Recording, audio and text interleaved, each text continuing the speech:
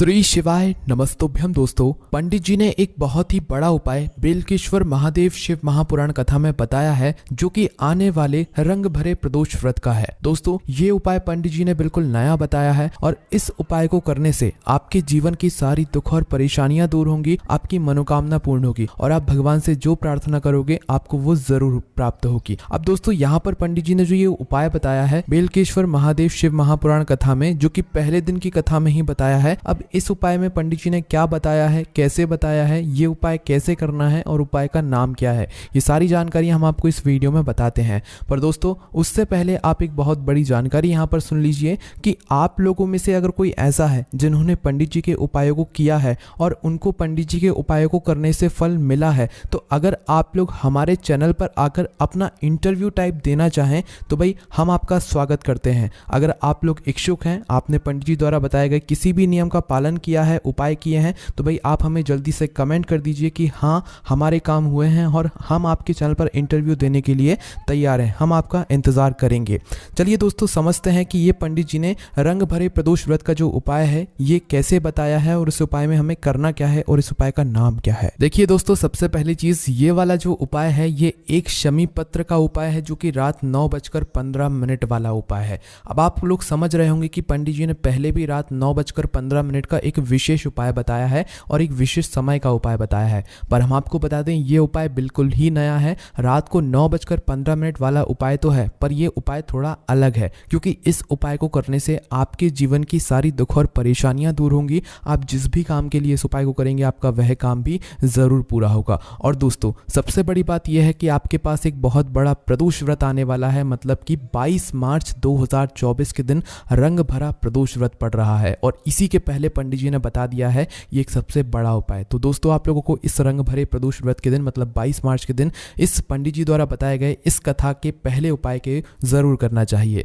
अब दोस्तों, इस वाले उपाय को किसको करना है वो भी हम लोग यहाँ पर समझ लेते हैं। देखिए, इस उपाय को जरूरी नहीं है कि घर के सभी सदस्य करें। अगर घर का कोई एक बड़ा मुख्य सदस्य भी इस उपाय को करेगा तो उसके पूरे घर परिवार को इस उपाय का फल मिलेगा। अन्यथा अगर कोई घर परिवार में से ऐसे हैं, मतलब जिनके कुछ बड़े काम है, वो 2-3 लोग हैं, तो भाई फिर घर के 2-3 लोग भी इस उपाय को कर सकते हैं। पर मुख्य रूप से अगर कोई घर का बड़ा व्यक्ति अपने पूरे घर परिवार के लिए इस वाले उपाय को करना चाहे तो वो कोई एक ही व्यक्ति कर सकता है, सभी लोगों को करने की जरूरत नहीं है। हाँ, अगर किसी की बड़ी बड़ी मनोकामना है, अलग अलग मनोकामना है, तो फिर आप लोग उसके लिए अलग अलग उपाय कर सकते हो, कोई दिक्कत वाली बात नहीं है, ठीक है।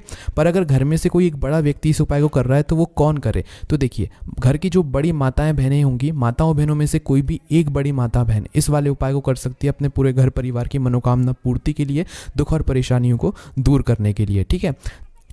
तो सबसे पहले हम लोग ये जान लेते हैं कि इस उपाय में हमें किस किस सामग्री की आवश्यकता पड़ेगी, और उससे पहले हम इस उपाय को करने का समय जान लेते हैं। देखिए, इस उपाय को करने का 2 समय है ना, क्योंकि ये उपाय 2 समय के अंतर्गत होगा, एक समय के अंतर्गत नहीं होगा।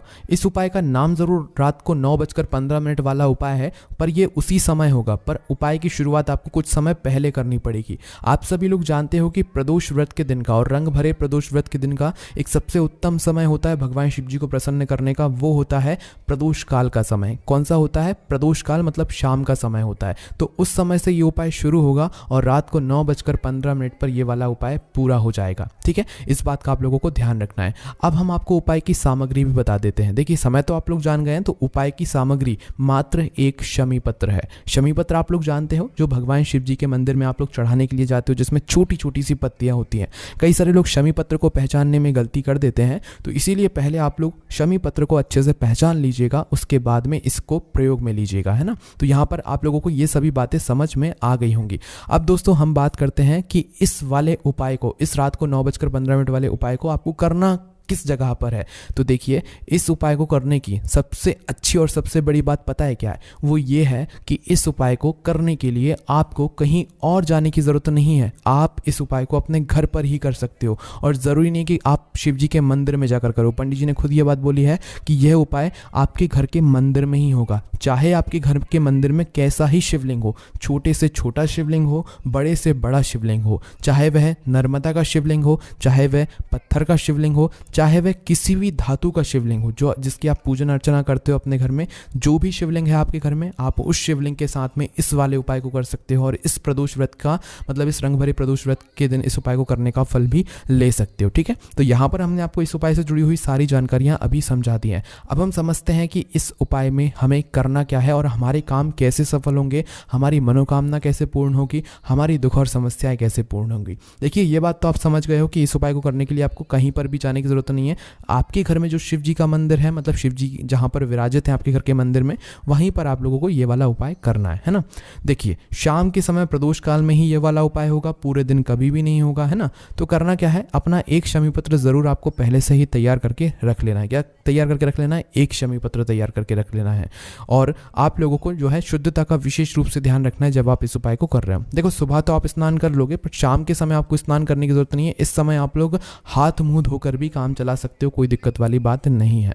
अब करना क्या है, देखो, जैसे ही शाम का समय प्रदोष काल का समय होता है रंग भरे प्रदोष व्रत के दिन। अब प्रदोष काल में भी लोगों को समस्याएं आती हैं, ये प्रदोष काल होता कब से कब तक का है। तो देखिए, मुख्य रूप से जो प्रदोष काल का समय होता है वो शाम के 6 बजे से लेकर शाम के 7 बजे के बीच का समय होता है ना।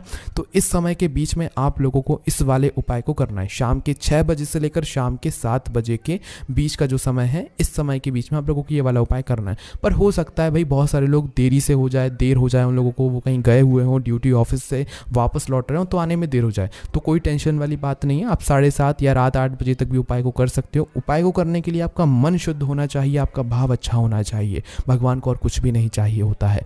तो आपको करना क्या है, जैसे ही आप लोग मतलब अपने उपाय को करना शुरू कर देते हो शाम के समय 6 बजे से लेकर 7 बजे के बीच में या 7 बजे से लेकर 8 बजे के बीच में, शुद्धता का ध्यान रखते हुए हाथ मुंह धोकर आप लोग आ जाना अपने घर के पूजन वाले स्थान पर जहाँ पर आपके घर में मंदिर है और जो शिवलिंग है आपके घर में वो विराजित है ना। उपाय को करने की जो सामग्री है वो क्या है, एक शमी पत्र है। मात्र उस एक शमी पत्र को आप लोगों को अपने साथ में अपने घर के मतलब मंदिर में ही लेकर आ जाना है।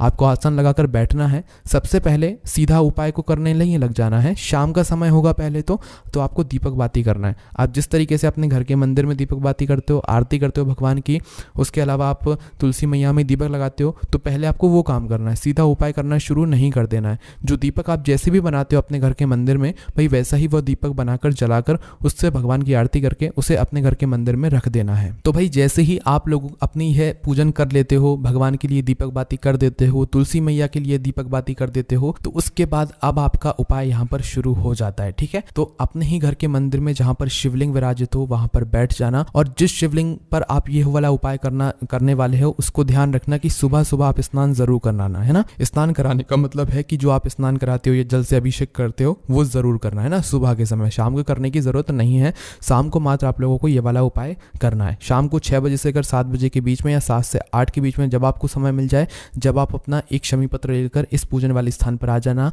और पूजन वाले स्थान पर आने के बाद अब आपको क्या करना है कि ये जो शमी पत्र है ना, इस शमी पत्र को आपको अपने ही घर के मंदिर में जो शिवलिंग विराजित हो, चाहे वो कैसा ही शिवलिंग हो, छोटा बड़ा किसी भी पत्थर का, आपको उस शिवलिंग के ऊपर भगवान का नाम लेते हुए इस शमी पत्र को समर्पित कर देना है। ठीक है, शिवलिंग के ऊपर समर्पित करना है, ध्यान रखना जलाधारी पर या कहीं और पर समर्पित नहीं करना है। तो उस एक शमी पत्र को आपको शिव जी की शिवलिंग के ऊपर समर्पित कर देना है। समर्पित करने के बाद आपको भगवान से हाथ जोड़कर प्रार्थना करके अपनी वह मनोकामना बोलना है जिस मनोकामना के लिए आप लोग अपना यह वाला उपाय कर रहे हो। आपकी मनोकामना चाहे कुछ भी हो सकती है, आपकी नौकरी, व्यापार, धंधा, बिजनेस या किसी भी तरह की जो मनोकामना है जो जिसके लिए आप लोग यह वाला उपाय कर रहे हो, भाई आपको अपनी वह मनोकामना बोल देना है। किसी दुख और परेशानी के लिए कर रहे हो तो अपनी वह दुख और परेशानी आप लोगों को भगवान शिव जी से बोल देना है। जिस भी काम के लिए आपने ये उपाय किया होगा आपको वह काम बोलकर भगवान से प्रार्थना करके भगवान को धोख देकर वहां से उठ जाना है। ठीक है, अभी यहाँ पर उपाय शुरू हुआ है, उपाय पूरा नहीं हुआ है ना, इस बात का ध्यान रखना।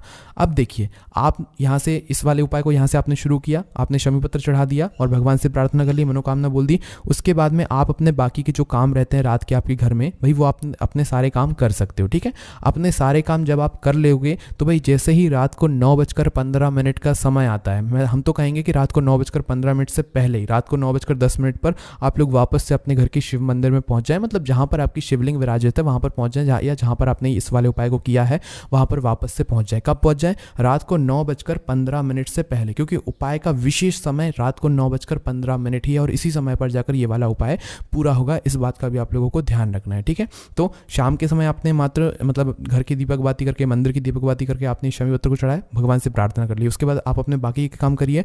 बाकी जैसे ही रात के 9:15 का समय होने वाला हो उस समय वापस से आप लोग भगवान शिव जी के मतलब जो शिवलिंग है आपके घर में वहां पर जाकर बैठ जाइएगा। और बैठने के बाद अब आपको क्या करना है वो बहुत ही ध्यान से सुनिए। देखिए, सबसे पहली चीज़, आप अपने घर के मंदिर में आकर बैठे।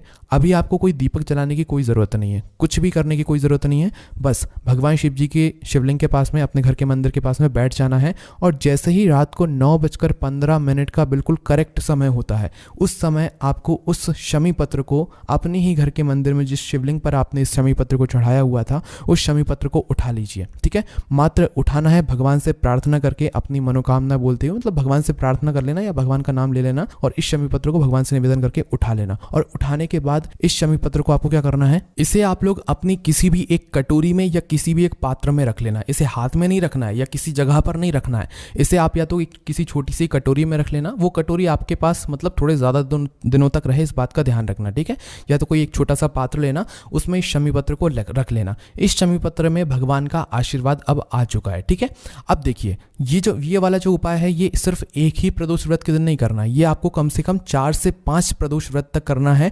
और 4 से 5 प्रदोष व्रत इसी नियम के साथ, इसी विधि के साथ इस उपाय को करना है। और अपनी 4 से 5 शमी पत्र इसी तरीके से अपने इसी पात्र में आप लोगों को रखते जाना है। पर ऐसी बात नहीं है कि भाई आपका कोई कल पेपर है, एग्जाम है, इंटरव्यू है या आपका काम 2-3 दिन बाद होने वाला है तो आप लोग इस उपाय को प्रयोग नहीं कर सकते। आप बिल्कुल कर सकते हो, पर इस उपाय को जो आपको करना है वो 4 से 5 प्रदोष व्रत तक करना है। और 4 से 5 प्रदोष व्रत तक की जो शमी पत्र होगी इस उपाय की विधि के साथ में वह आपको अपने इसी पात्र में इकट्ठा करते जाना है, ठीक है। भले ही आपने पहला प्रदोष व्रत के दिन ये वाला उपाय कर लिया हो, रंग भरे प्रदोष व्रत के दिन ये वाला उपाय कर लिया हो, उसके बाद में भी आप इस बेलपत्र का प्रयोग कर सकते हो। आप जहां पर भी जा रहे हो, अपने किसी काम के लिए जा रहे हो, आपको वहां पर सफलता चाहिए या अपने किसी अच्छे काम को बढ़ाने के लिए जा रहे हो, तो भाई आप अपने साथ में इस एक शमी पत्र को अपने आगे वाली शर्ट की जेब में रख कर चले जाना, ठीक है। आपका चाहे एक प्रदोष व्रत के दिन ये वाला उपाय हुआ हो, चाहे 2 प्रदोष व्रत के दिन हुआ हो, चाहे 3 प्रदोष व्रत के दिन हुआ हो, जितनी शमी पत्र आपके पास इकट्ठी हो गई हो उतनी शमी पत्र आप लोग अपने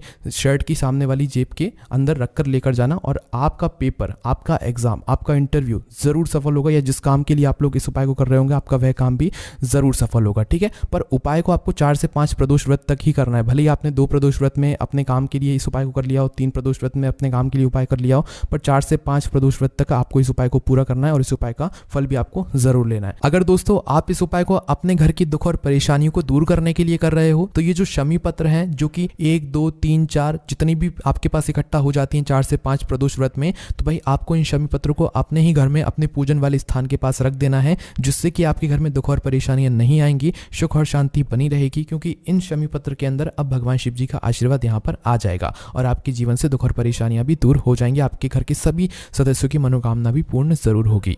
बस दोस्तों, यहाँ पर ये वाला उपाय पूरा हो जाता है और इस उपाय को करने के बाद निश्चित ही आपके घर की सारी दुख और परेशानियां दूर हो जाएंगी। देखिए, कोशिश कीजिएगा घर का कोई एक ही व्यक्ति इस वाले उपाय को करे। जो एक व्यक्ति इस उपाय को पहले प्रदोष व्रत के दिन करेगा वही एक व्यक्ति जो है 4 से 5 प्रदोष व्रत तक जो है इस उपाय को करेगा। बदलना नहीं है व्यक्ति को, वही व्यक्ति इस उपाय को करने वाला है, ठीक है। बाकी दोस्तों, अगर आपको इस उपाय करने में कोई भी दिक्कत समस्या परेशानी आती है तो उसे आप हमसे कमेंट करके पूछ सकते हैं। हमारा व्हाट्सएप चैनल है जिसके लिंक हम आपको डिस्क्रिप्शन में दे देंगे। टेलीग्राम चैनल भी है जहाँ पर आप लोगों को पंडित जी द्वारा बताए गए उपाय की जानकारी मिल जाती है। साथ ही हमारी वेबसाइट पर भी आप लोगों को ये वाला उपाय मिल जाएगा जो कि भोलेनाथभक्ति.com है। लिंक हम आपको डिस्क्रिप्शन में दे देंगे। कोई भी दिक्कत समस्या परेशानी आती है आप हमसे कमेंट करके पूछ सकते हैं। ओम नमः शिवाय, जय भोले बाबा, श्री शिवाय, नमस्तुभ्यम।